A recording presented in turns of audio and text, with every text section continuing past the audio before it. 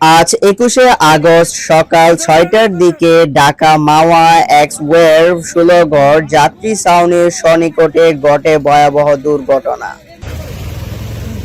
ঢাকামুখী একটি private car নিয়ন্ত্রণ হারিয়ে উল্টে যায়। এ ঘটনায় ঘটনাস্থলে নিহত হয় ৩ জন। শ্রীনগর ফায়ার সার্ভিস দ্রুত ঘটনাস্থলে পৌঁছে আহত ও নিহতদের উদ্ধার করে।